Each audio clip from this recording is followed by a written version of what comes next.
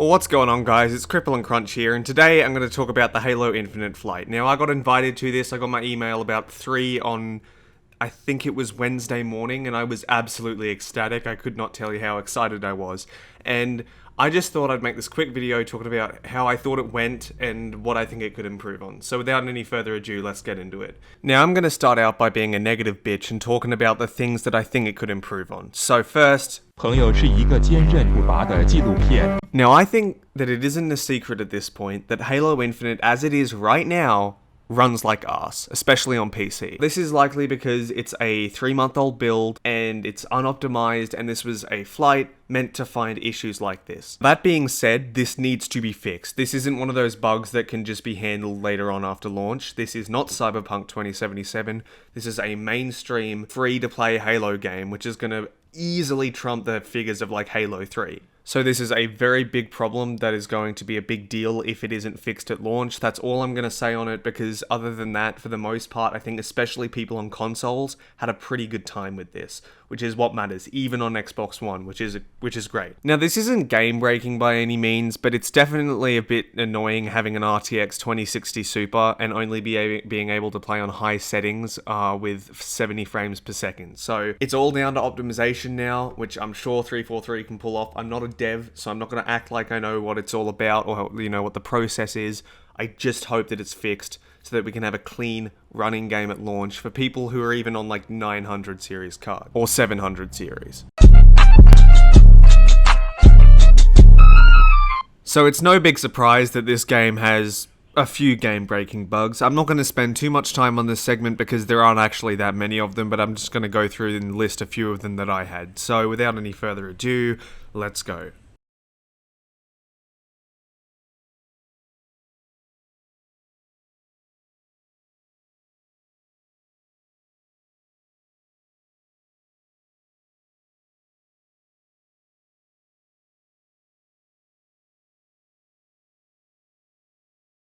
And in this clip, you can see me go and get some plasma grenades, I think, and then I try to switch them, and the game just freezes, and I get kicked back to Steam.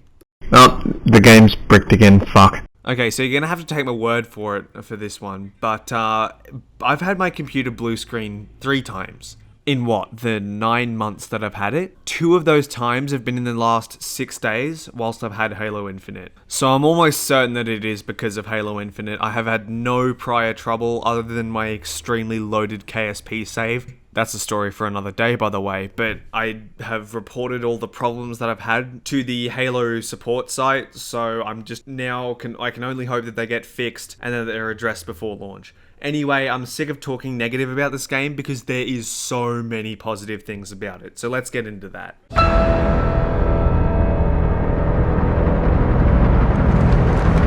Where on earth could I start with this? Bazaar, one of the best multiplayer maps in a Halo game I've ever played. It's so unique to the Halo aesthetic, and I just think that it plays so well into that kind of nostalgia that they're going for in this game. And then there's the weapon placements and the way that weapons are now. Instead of lying on the ground, they are in racks now, so it's a bit different, but it plays almost identically.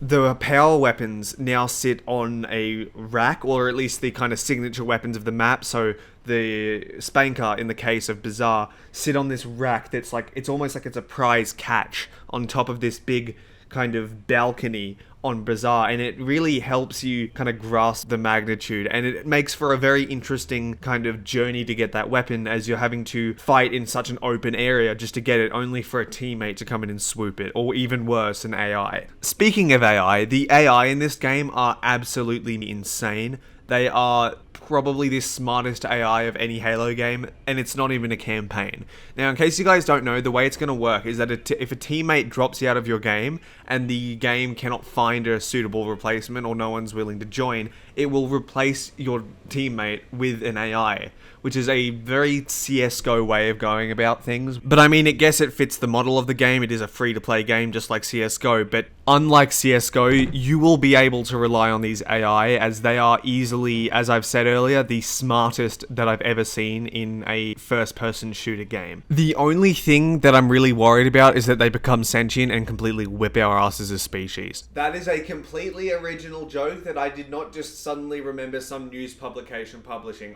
Now, getting back to the weapons in this game, they're all pretty good, except for the Pulse Carbine, which is pitifully weak. The Ravager is always fun to have a play with, even though I didn't get too much of a kind of hands-on play with it. I was able to use it in the weapon kind of simulation part of the game, and I had a lot of fun. The Commando always comes in clutch. It is by far my favorite weapon. I'm not sure whether it's overpowered, because it is going to be difficult to tell if a weapon's overpowered or if it's just the bots at this point, so balance wasn't really something we could gauge from the flight.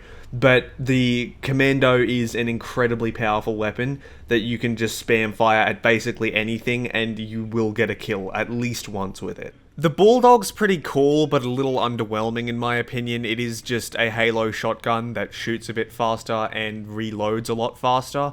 It is a bit flaily in my opinion, and I didn't use it too often.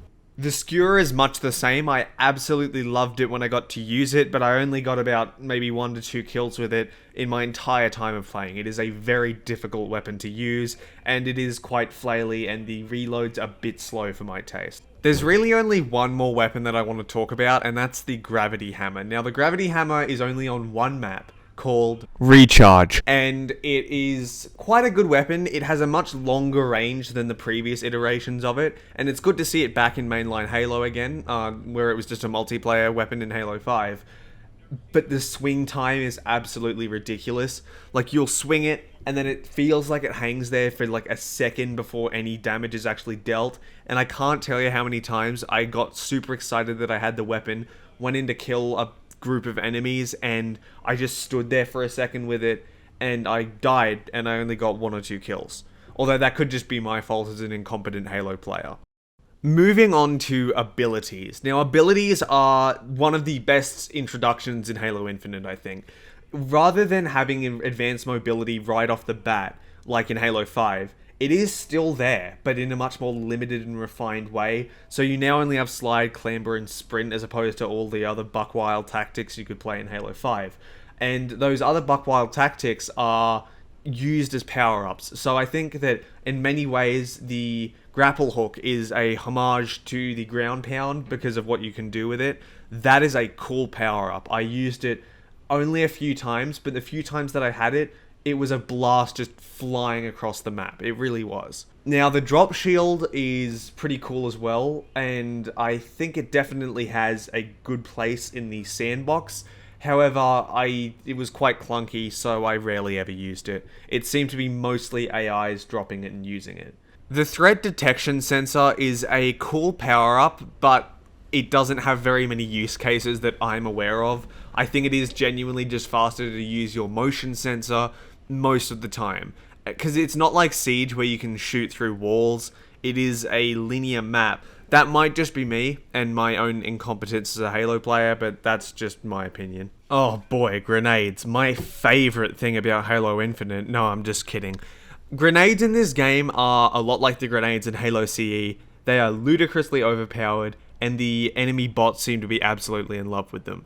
So the grenades in Halo Infinite are definitely a mechanism used far more by the AI than the actual players, at least that I experienced, and there doesn't seem to be a whole lot of variation between the plasma grenades, the spike grenades, and the frags. Other than the spikes, letting off spikes, their area of effect isn't that much larger than just a frag, so they're cool to have back, but they don't have a very unique place. So in conclusion, I really enjoyed the flight. I had an awesome time getting to play the game for, I think I clocked up about 7 hours on it over 3 days, so that was a pretty good playtime. I think people did get more. People streamed the game for I think 10 hours, some of them, but I'm happy with what I see. It looks good, although there are some issues that need fixing. That was what this video was all about. I thank all of you for watching and sticking by it until the 10-minute mark. That's absolutely insane. Thank you so much. Please like, please subscribe, whatever the kids do these days, and I'm out. See ya.